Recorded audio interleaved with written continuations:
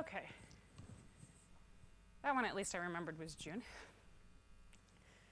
So next topic we're going to go through, the real national registry topic is MI. That's about 10 minutes of topics to really cover MI from a pre-hospital ED level. So thought it was a good opportunity to add in EKG review, basic 12-lead interpretation, and some rhythm reviews. Just we haven't done that for a few years, a good refresher. So feel free to stop and ask questions since I have a lot in this one. So understand basic EKG interpretation, basic EKG abnormalities, EKG findings of acute coronary syndrome, current treatment guidelines for ACS. I don't have in here, but we'll go through a little bit about what the Mission Lifeline is doing now, and to review our current ACS protocol and chest pain protocol. So we all remember this from beginning of our education, normal conduction system. So everything kind of starting up in your SA node, down through your AV node, and then down through your bundles. So when you find your blocks, you got to think about where it is along your system as to why you would see what you see on your EKG. And the most common blocks that you're going to see are your left bundle branch block and your right bundle branch block. So just kind of have that visual of where those need to travel when you're looking at your heart vectors from your 12 lead that we'll go through. So basics, just lead placement for your limb leads. You all know this, but just kind of refresher of where you should be upright with your QRSs and where you're down going. So there's your standard limb leads with your axes. And we'll get to axis deviation and what it means. I know that's kind of the worst part about interpreting EKG is your axis. Doesn't mean a lot in most cases, but when you see your printer at the top of your EKG print out axis deviation, you at least need to know what that means and why you might be seeing that. Because some of them can help clue you in onto what's going on. So the important thing is here's kind of your normal axis that we'll go through. So have to be positive in 1 and AVF sitting down here, and 2. And all your negatives are up here. And then you're looking at your precordial leads. So that's kind of the view when you put those stickers on, what that is seen, where that vector is coming from. So that plays into, when you're having an MI, why it's seeing what portion of the heart that it's actually picking up. One thing I wanted to point out is when you put these on, you have to make sure you're getting down to the chest wall. I've seen them placed both by ER techs, medics, nurses, clear up because they don't want to deal with Wellen and breast tissue and moving, but you have to get it down on the chest wall. Putting it on top of breast tissue can really alter your vectors in your EKG. So just FYI. So there's through your anterior septal, your anterior lateral leads, inferior, and inferior lateral. There's no good way other than when you look at your 12 lead knowing where your distributions are, but these are something you need to know. Where your MIs are, what leads. And I have a nice little color version of this later when we get into the MI.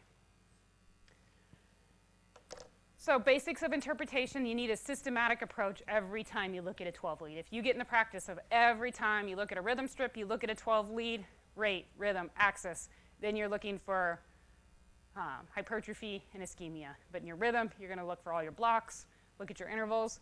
So just have to have a systematic approach, because if you're just looking at what the monitor says or your printout, you'll miss some big important rhythms you're not going to pick up because you guys can be smarter than what your monitor tells you. So you look at it, but you've got to have a systematic approach to looking at your rhythm strips and your EKGs. I assume everybody here has learned the simple way to determine rate, because sometimes your monitor will be telling you one thing and you look at that and you're like, that is not what I'm seeing on the monitor. So easy way to do it. You can memorize the 300, 150, 175, 60, 50, 43, and go through, but you just divide by the number of boxes between each QRS. 300 divided by that number of boxes. So if there's 5 boxes, your rate's 60. So what's your heart rate here? Don't cheat and look at your handouts.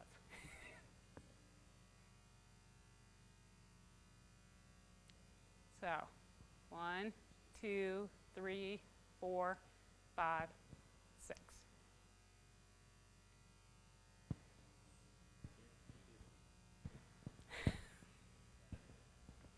So, or if you have it memorized, you know the 300, 150, 175, 60, 50. But divide it by your number of boxes. And that's going to be more important when you're trying to look at complete heart block, because it's only going to pick up the ventricular rate in a heart block. It's not going to pick up your atrial rate. So you can do the same thing if you have a complete heart block and you're marching out your P waves. You want to make sure, because you'll have a different atrial rate than a ventricular rate in a complete heart block. So kind of a simple way. A lot of ED gurus do not like it. I want you to actually calculate, but simple way. So what's the rate on this one? 150. 2 boxes. So by definition, tachycardia is anything greater than 100 in adults. And remember, your peds is not going to follow the same adult numbers. So kind of a rough estimate is 180 in a 1-month-old. 100 is by a 12-year-old. That's when we start to get kind of in the adult sizes. Although anymore, some 8-year-olds are adult size. So just remember that when you put on your monitor and you see 140 in a 2-year-old, that's going to be a normal heart rate. And this is a little bit of your ACLS differential diagnosis of your tachycardias. So is it narrow? Is it wide? Is always the first thing you're looking at. And is it regular or is it irregular? So most common, regular, narrow complex, your sinus tachycardia, your SVT should be regular, should have no irregularity to it. And an atrial flutter that's like a 1-to-1 or 2-to-1 is going to be very regular. It will look very similar to SVT, and we'll go through one of those 12 leads later. And then irregular, it's going to be your AFib, A flutter with variable conduction.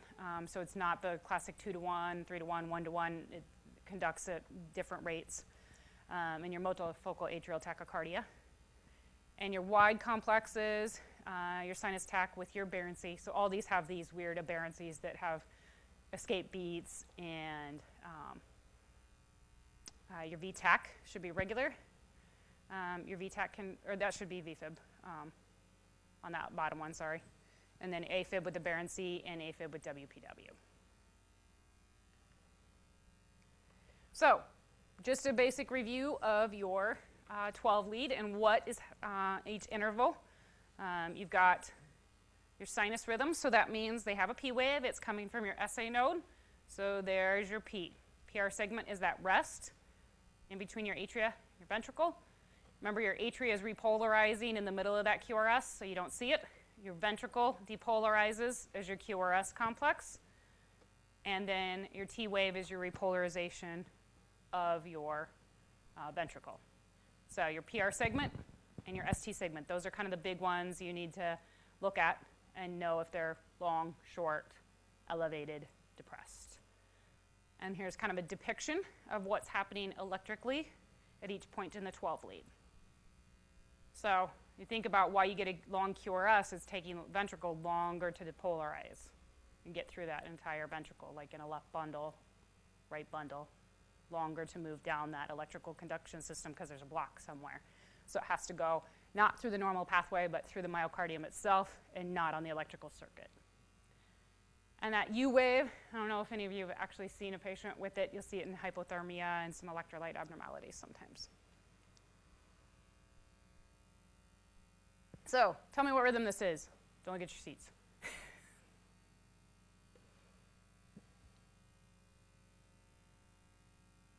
So when you look at it, what's your rate?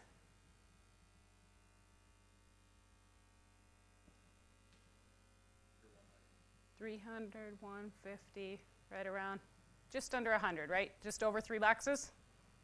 Okay? So, is there a P before every QRS? And is there a QRS after every P? And is it regular or irregular? Okay, so you have just normal sinus rhythm. And you never memorize all these. Even I have to kind of sit and think about my QT duration.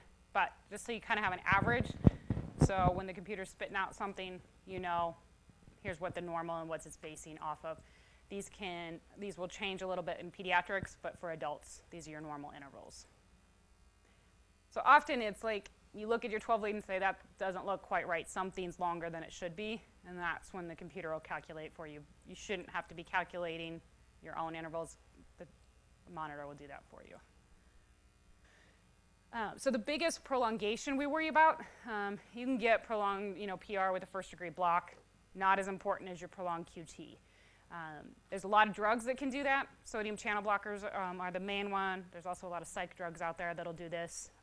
It's a big thing with Haldol and a lot of the other antipsychotics is they prolong the QT. Hypocalcemia, hypomagnesia, hypokalemia, so all your electrolyte abnormalities when they're cold. So you get this in a hypothermia type drowning patient who's cold out in the elements, or when you induce hypothermia, you'll start to see this potentially on their 12 lead if they're up being cooled. Acute MIs. And the congenital ones, that's the one we worry about with the sudden cardiac death is prolonged QT. That's the whole theory of why we need to do 12 leads for athletes and do they have a family history of sudden cardiac death. And you can actually get this from a neuro response from a head trauma, head bleed, anything that increases the intracranial pressure.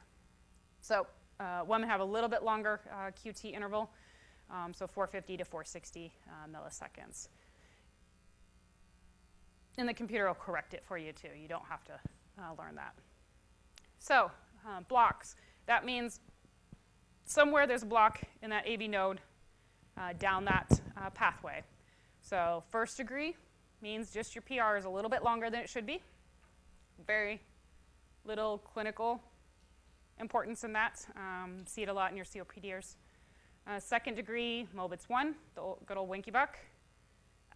Mobitz 2 is, so in the Winky Buck, you'll have your PR gradually lengthens. So you have variable PR and variable QRS. So gradually lengthens out, your PR interval gets longer, longer, longer, you drop a QRS, and it starts over, longer, longer, and drop.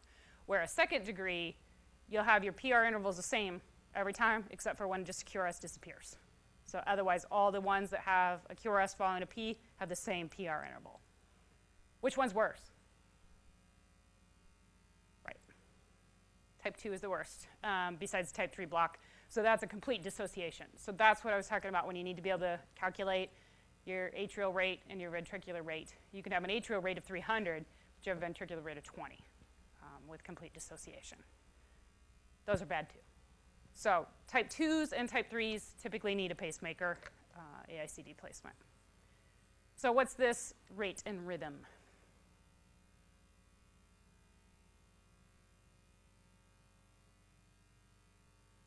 What's that?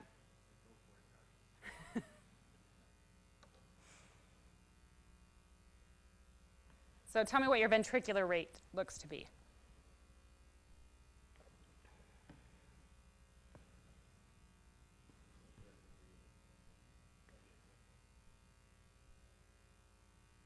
So your P, do you have a P before every QRS?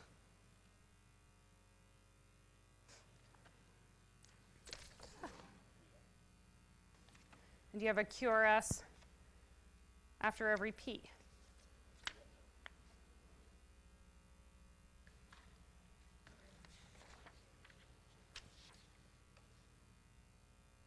And that doesn't show up, my mouse doesn't.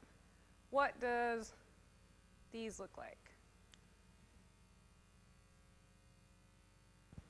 And what's this?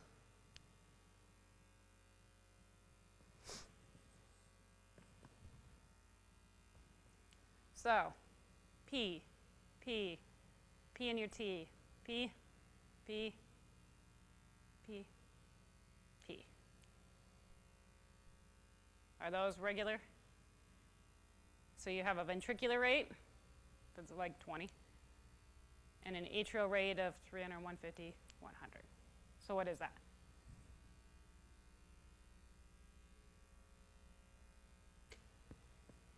So complete heart block, complete AV dissociation. You've got an atrial rate and a ventricular rate that do not correspond to each other. Okay, what about this one?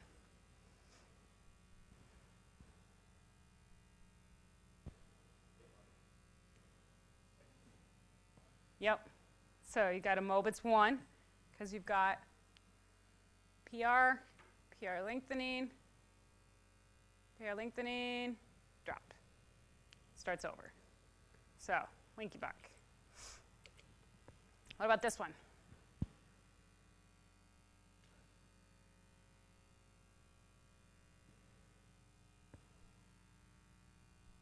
Anybody? Yep. So, and why is that? Yep, your PR. Yep, PR is the same in everyone, and it just drops. QRS is here, here, and here. What do you see in this one? Yep, because your PR interval is greater than the 0.2. So just prolonged here. And for the love of God, don't ever tell a patient they have a long PR interval. They'll be all distressed about it, and it really means not much. So just tell them it looks good. So axis, the dreaded axis.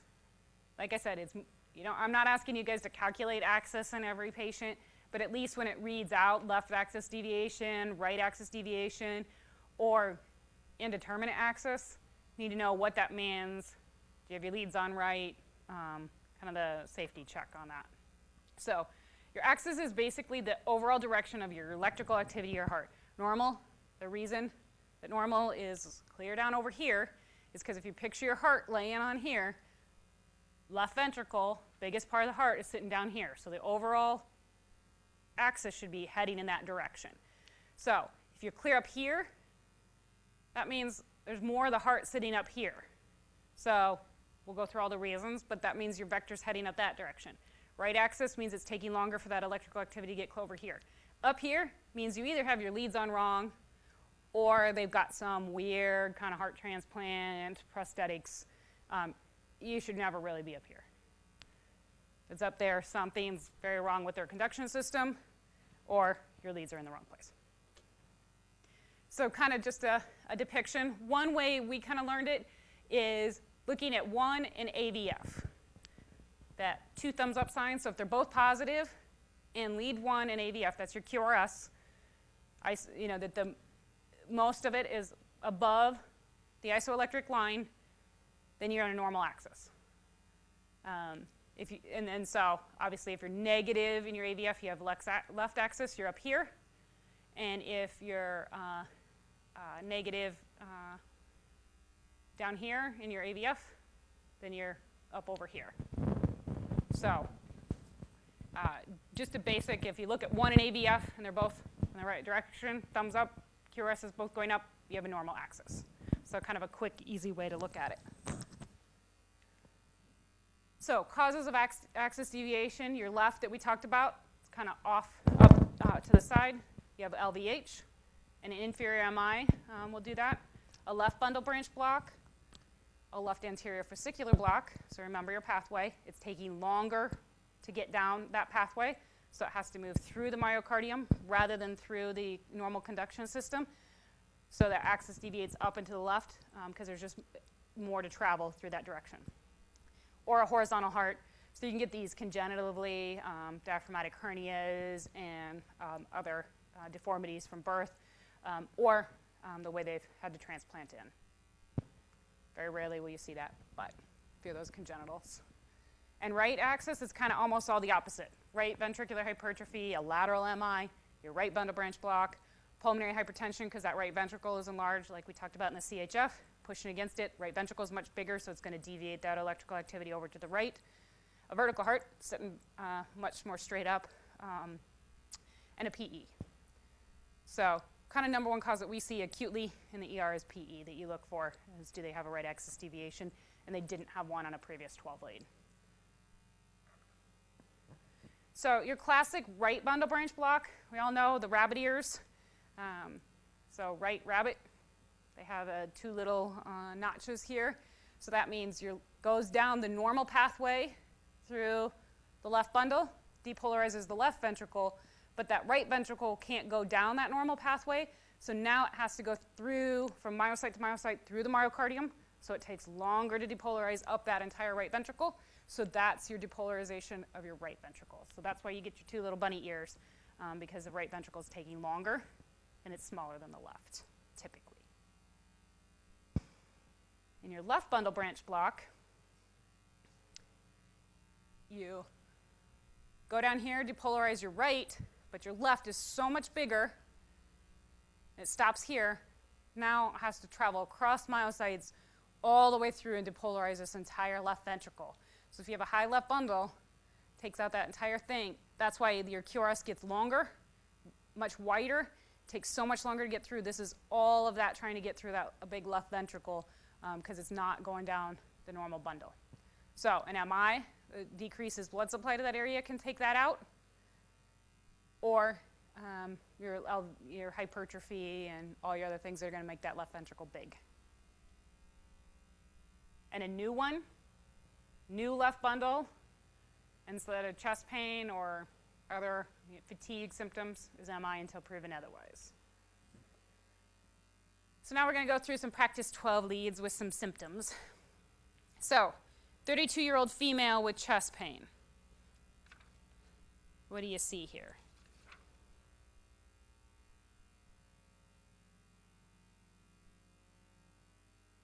What's your rate?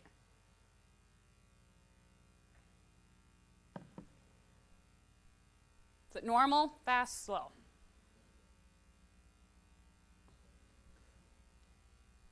So 1, 2, 3, 4, 5. What's 300 divided by 5?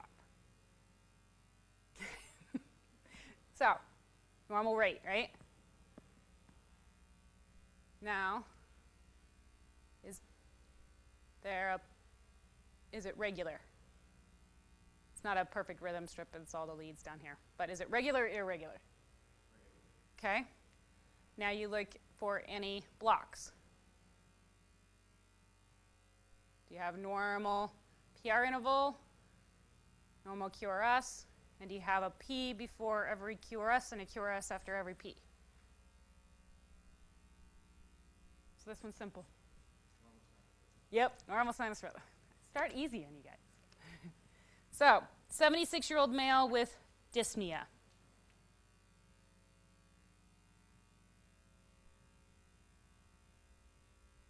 Is your rate fast, slow, or normal?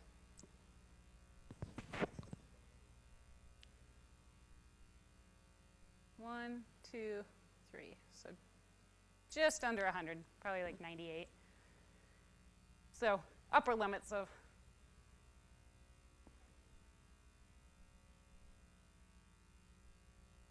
So, is it regular or irregular?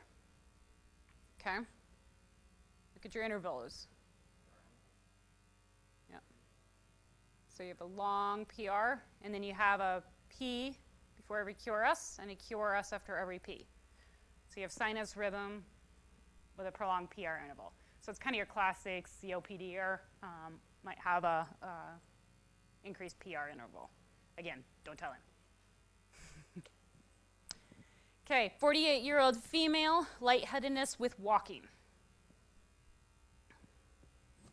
I haven't really talked about this rhythm, but you should know it. Okay, so she's Brady. Okay, so if she has no P's, that means what node isn't firing?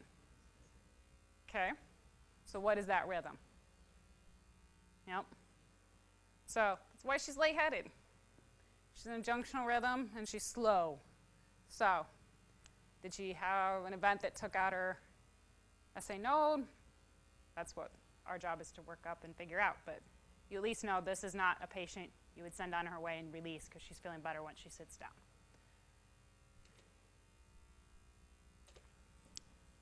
50-year-old female, sudden onset of palpitations and dizziness.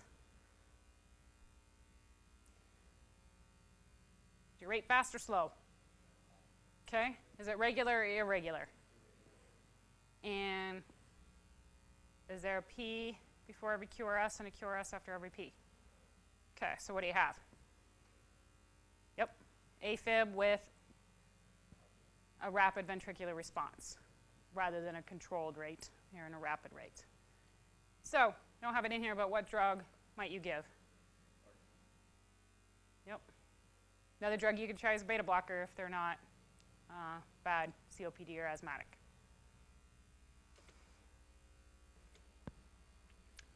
"86-year-old woman with generalized weakness."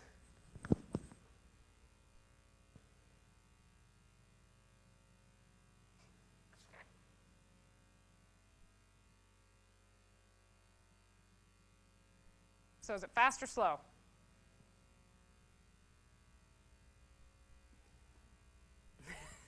Right, depends on what segment you look at. So is it regular or irregular? Now look at your intervals.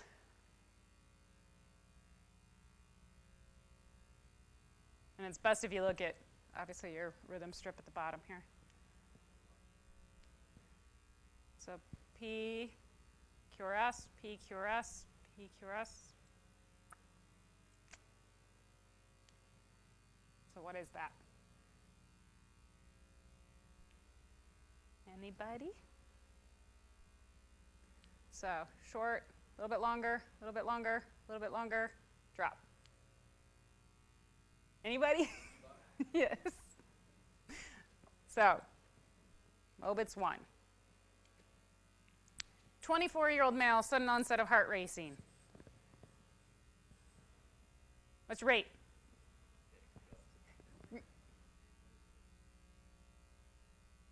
So you have one box pretty much. So what would that be? 300 divided by 1. 300. So, you're tachycardic. Are we regular or irregular? Okay. So what gives you a regular rhythm, narrow complex at 300? SVT. What drug are you going to give? Okay. What's your dose? Very good. 6 and 2 12-packs to go. Okay. Here's one very similar. 72-year-old female. She's dizzy. She has never had any cardiac history. She's never had an ablation. She's never been on cardiac meds. She's never had an MI. So this looks kind of similar to that one, right? It's fast. It's regular. But she's 72.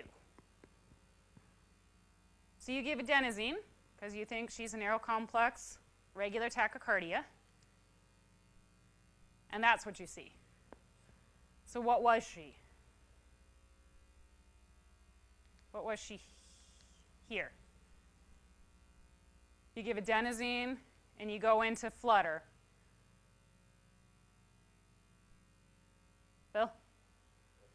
So if you give adenosine in that, and then you see this, what is she? What is this? I have the answer up there, but.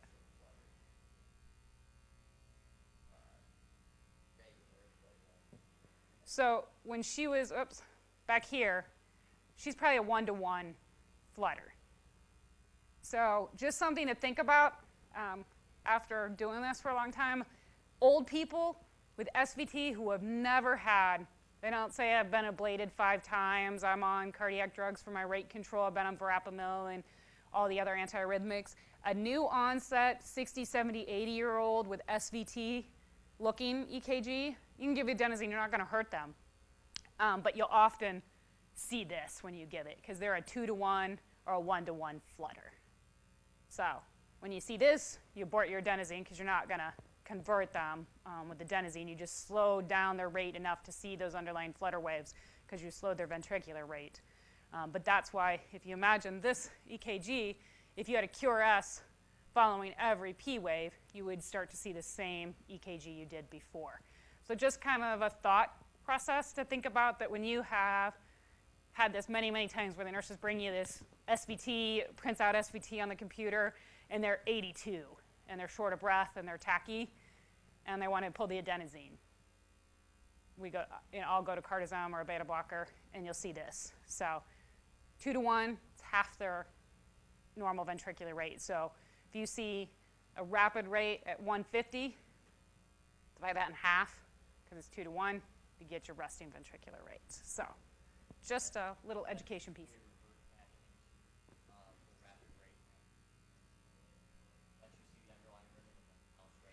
It often will. Other times might slow it down enough for a while to see the flutter, but typically as that wears off, it'll kick back up. So that's why we always hook them up to the rhythm strips while you're doing the adenosine, because often you'll pull out whatever underlying rhythm they have that then you'll change to treat, because you've slowed that ventricular response just down enough that you can see their underlying atrial rhythm. So it's never wrong to try the adenosine. Often we'll do it, and then you see, oh, there's flutter waves, now I go to the cardizem.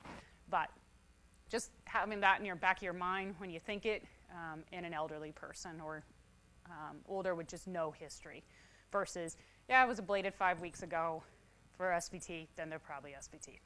And they have a left bundle. It's going to look really weird, and it'll look like VTAC. So you can get AFib that look, so back to that one, if they had a left bundle in that, it's going to look like VTAC. So then you give some cardizem, and you slow them down into a flutter. So that's that whole SVT with the Barron-C where it'll look really funky.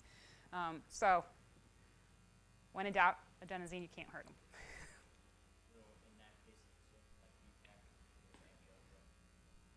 Yep, you can give it. Probably won't do much. Might slow it down a little, but you're not going to convert them out.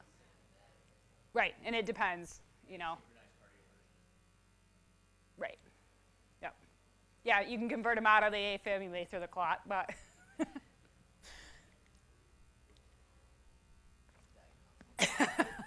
their stroke is diagnostic. So, 76-year-old male with chest pain. Dizziness and chest pain. What's this one look like?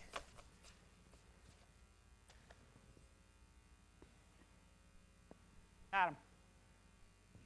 Yep. So this is your classic VTAC. It's regular, it's wide. So what are you going to do? They're talking to you. They're sitting there saying, I just don't feel so great. What are you going to give? What might you try? Okay. Yeah, you can try some amio. Now he gets sweaty. Give you amiodarone, it doesn't do anything. He gets sweaty, complains of chest pain. Now what do you do?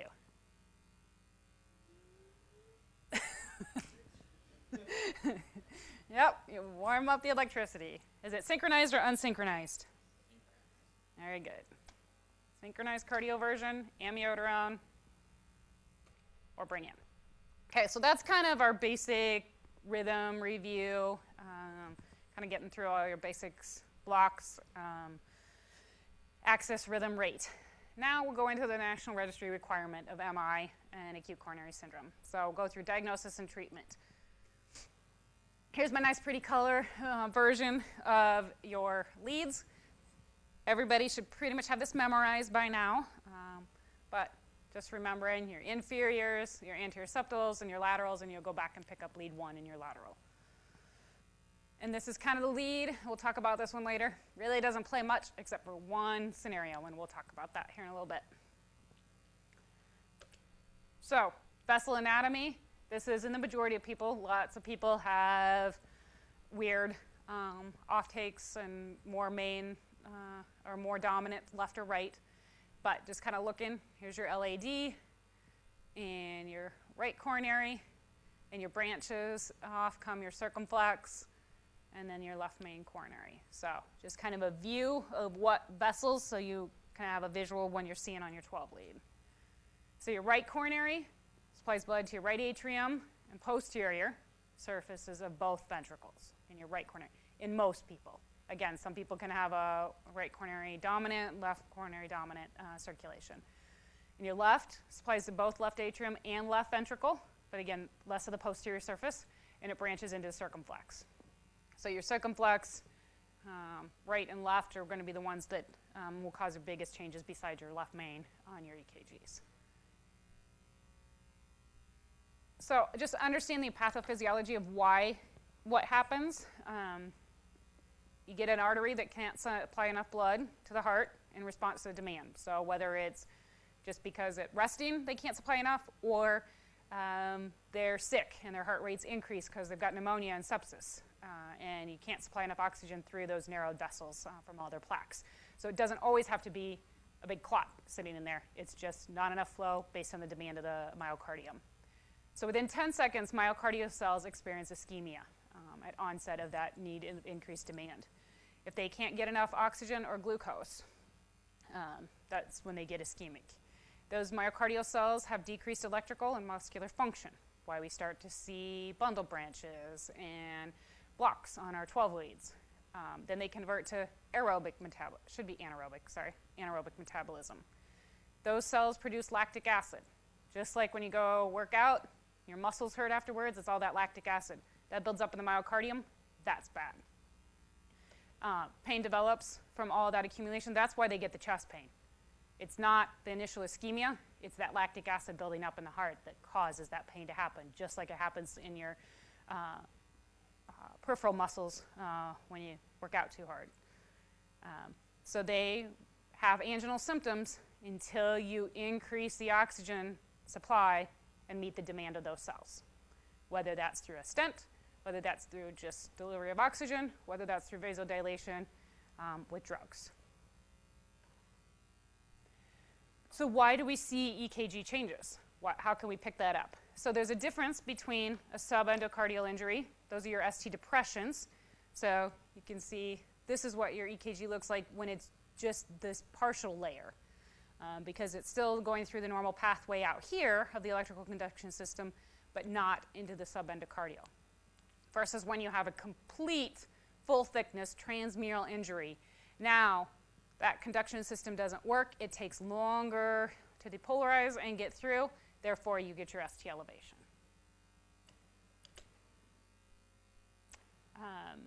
So elevation equals acute infarct. Depression is ischemia.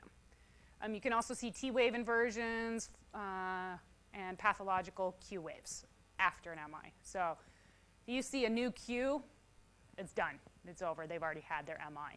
So that's due to complete change in the morphology of their QRS complex because that cell's dead. It cannot go through the normal conduction system, so you get the Q waves, widened QRSs. So doesn't really matter. These are going to be the two things that cardiology is looking at. Do they need an embolectomy, remove this, or do they just have a thrombus and they need to balloon and stent? Doesn't really matter for us. Treatment's the same whether they're a thrombus or an embolus. It's blocking and it needs fixed. So I'm going to look at some 12 leads here. What vessel is involved, or what region of the heart's involved? So you've got ST elevation in 2, 3, ABF, and you've got some nice reciprocal changes here in V2, V3. So inferior, right? What do you want to be cautious with here? Right. So what happens if you load them with nitro potentially? Yep, going to bottom out their blood pressure. So we used to say do a right-sided EKG, which is still in the protocols, which means flip V4 over to your right side and see if you see reciprocal changes there. New literature says nitro is not improving outcomes, may or may not be helping much with pain in these. So if you have an inferior, You can do the right-sided for your academic purposes. Just don't give the nitro. If it's inferior, don't give it. Because we're not improving their survivability. We're not improving their post-cast EFs or anything like that. So used to really, really harp on the right-sided or the posterior EKGs. Just don't give it if they're inferior. I'm not going to give it in the ER unless they've got a blood pressure of 200 and they're crazy hypertensive. That was the only time that I would try it, and I would have my IV and a fluid bolus ready. Because I've seen them go from 180 to 80 with one nitro. And then that's diagnostic.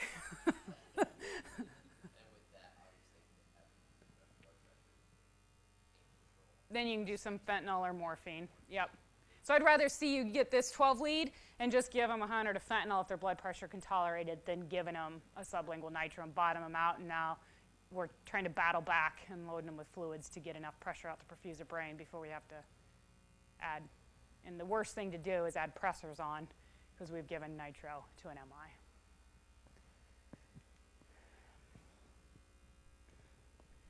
What about this one?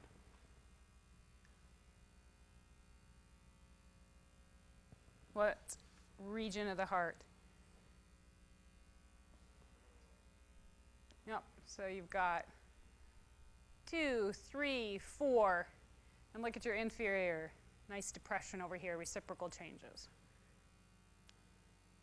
And for some reason, this is a V1, tracing on the bottom instead of lead 2. So, anterior septal MI. What are you going to give this patient? Nitro. And what else? And there you go, aspirin. You know, the basics. And that one that popped up. So, where do you see your elevation in this one? Fortunately, the answer showed up. I'm supposed to trick you guys on this one, but. So why is this one a left main since the answer is down there?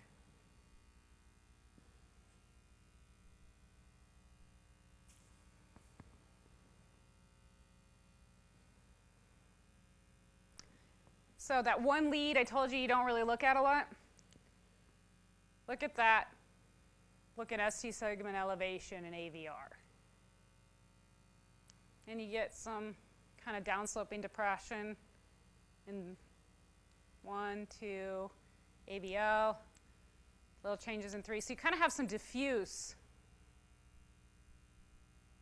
ischemic changes, right?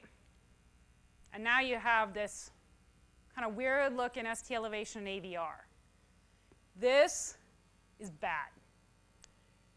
Doesn't look that significant when you just glance at that 12 lead, but seeing elevation in AVR can mean a left main. These are the guys that you send to the floor for their chest pain rule out, and you get called because they V-fib arrest. So, oops, looking at AVR, when you kind of have some diffuse ischemic changes, can mean a left main. And I've had a cardiologist not want to take a patient to the cath lab, sat on him, waited until he V-fib arrested, got him back, and then took him with a left main. So those kind of new studies are showing those are bad looking EKGs, although they're not the pathic tombstone lookings. Okay, 36-year-old male. He had 20 minutes of chest pain, called 911 when he was having the severe chest pain. By the time you get there, get him hooked up to the monitor, he is pain-free. What do you see?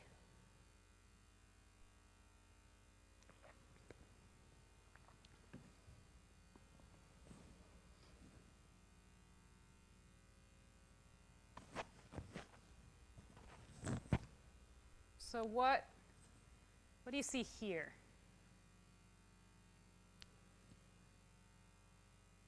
Kind of some little bit of baseline ST elevation here. Definitely not tombstone looking. But look at your T wave. What is that? Going in both directions. So you have a biphasic looking T wave. So it goes down and then up. Not normal, right?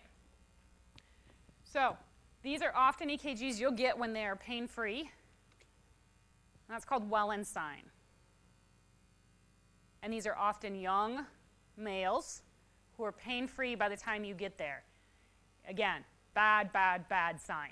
This is why the pre-hospital EKGs mean something, because if you guys show me that, and by the time they get to me 25 minutes later and I don't see that elevation and those biphasic T waves, I might check a couple labs and send him home. But if I saw that pre-hospital EKG, I'd be calling cardiology. And they'd laugh at me and rule him out and then stent him later. But biphasic T waves in V2, V3, some mild ST elevation, they're often going to be pain-free because they had an event, and now we're seeing the reperfusion of the myocardium when you're getting them. So they don't have the pain anymore. Lactic acid's going away, pain-free, but they have a proximal LAD lesion. So, again, the reason to show us and make sure we see those kind of unusual, bad-looking pre-hospital EKGs, because we may not see that by the time you get them to us. And that's why a lot of these get missed, because they are pain-free by the time they get to the ER, whether they came in by pre-hospital or came in the front door, where you get a 12 lead and they look good. And then they'll go on and have another event 2 days later and have a cardiac arrest. This one's circled for you, because I couldn't find one without it on there. So, 39-year-old male who passed out. Okay. Was just walking across the parking lot and passed out. So, again, all these kind of bad ones, you're looking in the middle of your EKG. So, V1, V2, you've got some ST elevation with deep T wave inversions. Anybody know what this is? Yep. So this is Brugada Syndrome. Strong work, Adam. So you'll see that right bundle branch block. Go back to your, so you've got your little rabbit ears with your RSR prime. So there's your right ventricle, your left ventricle, or your left ventricle, then your right. And then you get your ST elevation. So this is an autosomal dominant mutation. This is kind of what you see, those family history of sudden cardiac deaths often can be, other congenital things, but Brugada is one of those that they look at. This is one of those things that why they talk about getting 12 leads for any family history in kids before they play sports, is do they have this congenital anomaly that'll cause VFib, VTAC, and sudden cardiac death. These are the kids that go down, young, healthy people. They don't have any signs of chest pain, ongoing.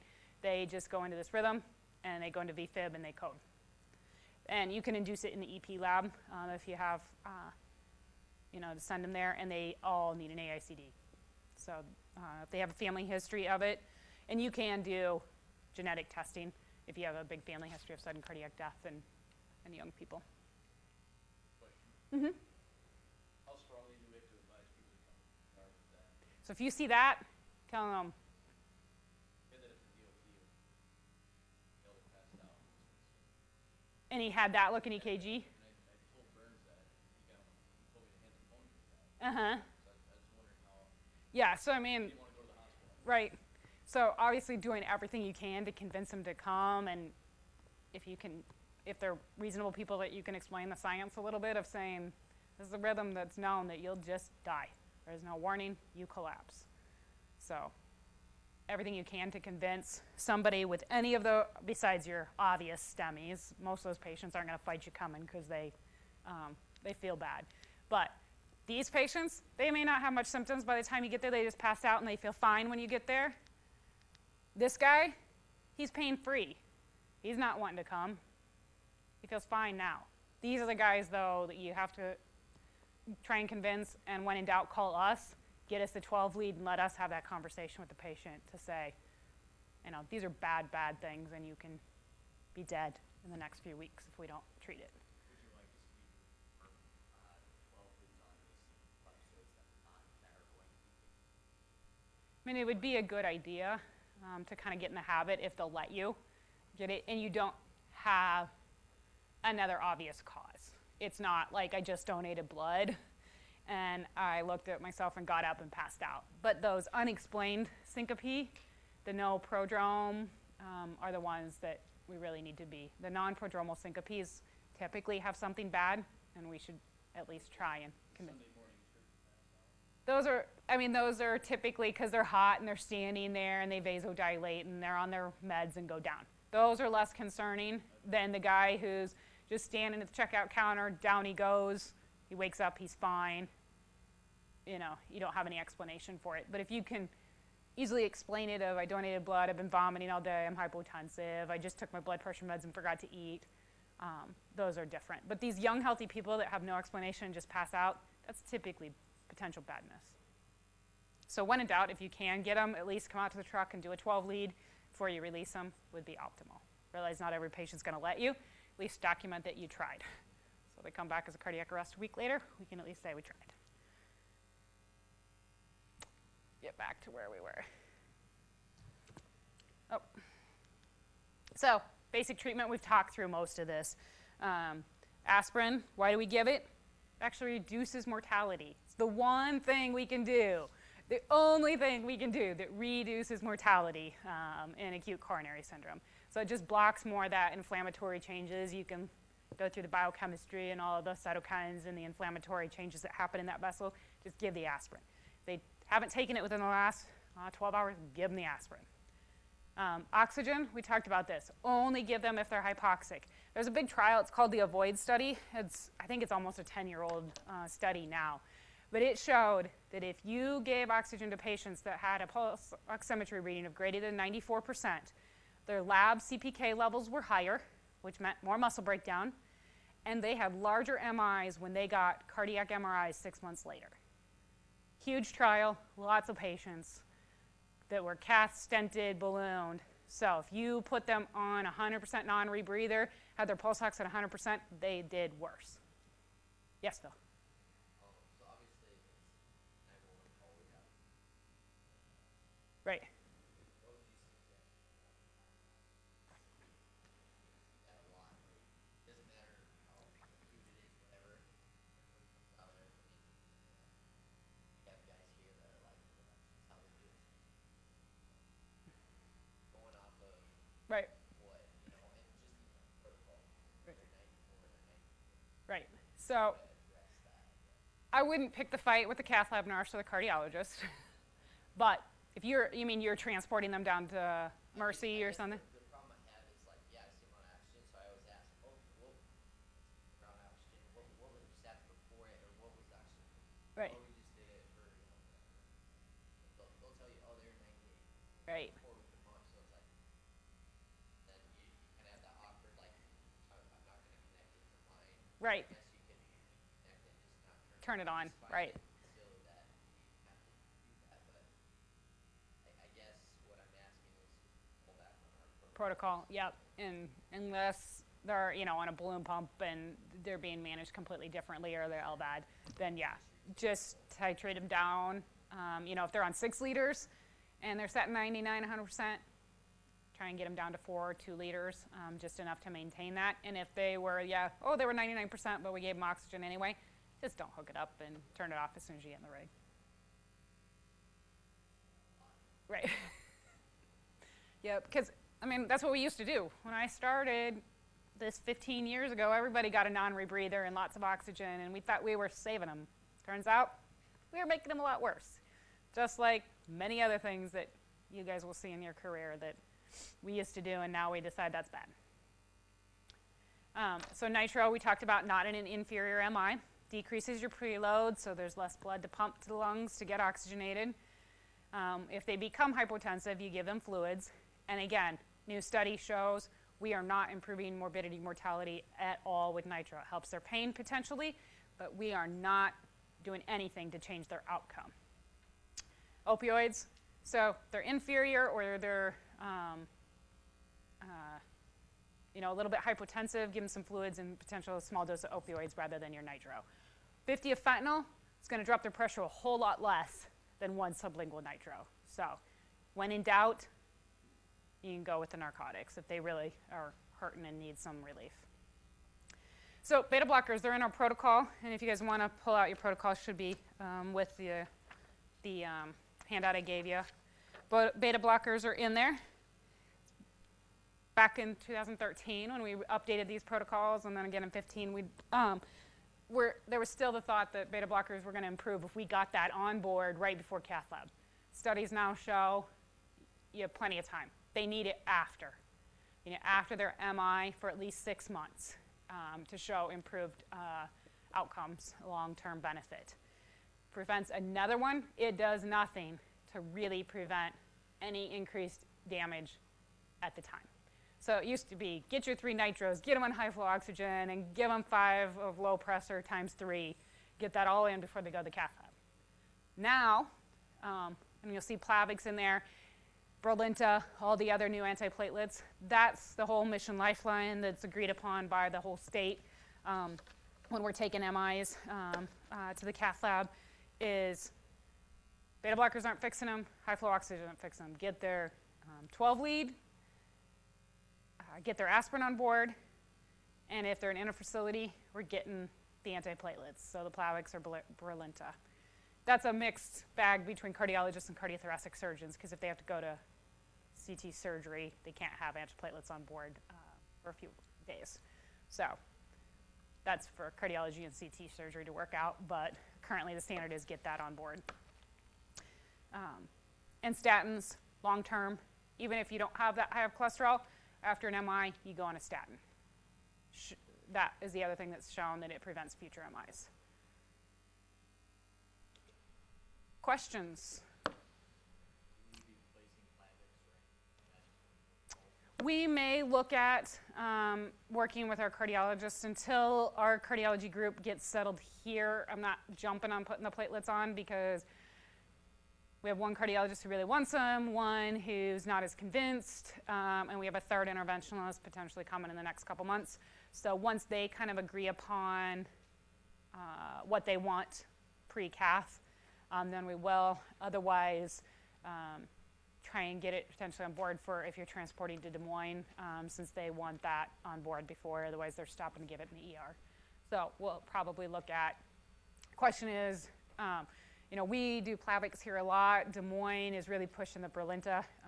So will we carry both, and will we do it? And everybody has their triple dosage, single dose. So until we get a little more settled out with the state protocols and our guys, I'm not pushing it, so we don't give it, and then they need CT surgery. Are you aware of these green STEMI bags that are on the truck? Is that the labels and stuff to go to, like a different gallon so that they identify them at the Des Moines hospitals? I knew we put them on because that's what Mission Lifeline is, that group that's pushing it. It's basically a group of all the docs who are at, it includes ER and cardiologists that are at 24/7 cath labs. I've been involved a little bit, but because we're not 24/7, I don't have as much say.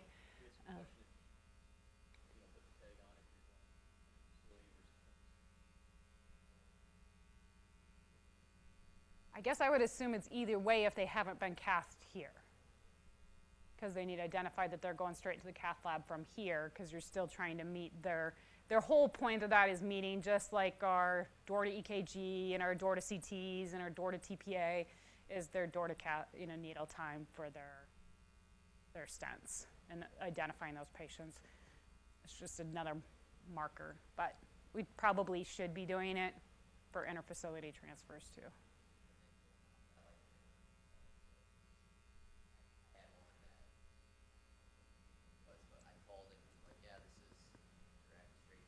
Cath lab. RDR, they're like, well, we haven't got 12 lead. Why I haven't taken one, so I guess going off of that, serial 12 leads once what's your...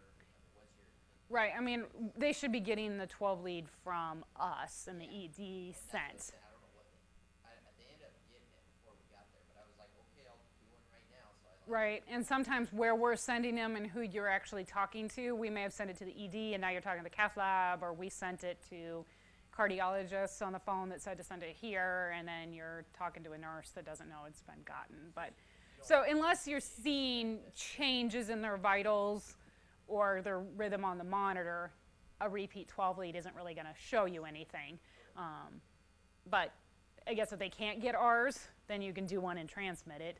But it may be normal by the time you do one because we've vasodilated off the preload enough and fluid them that they don't have ST elevation anymore.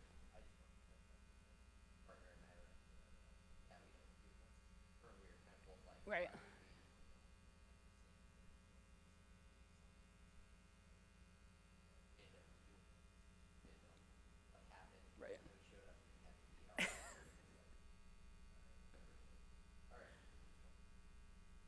Any other questions? So looking at our protocol as we update it, likely pull low pressure. We'll just won't pull it from the truck just because you never know what some other institution's going to request potentially, or if you have an AFib RVR that you want to treat.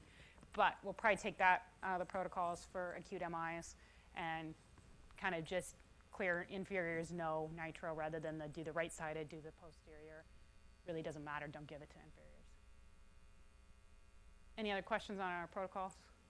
Thoughts, concerns? All right, why don't we take a little break for a while? You guys go stretch.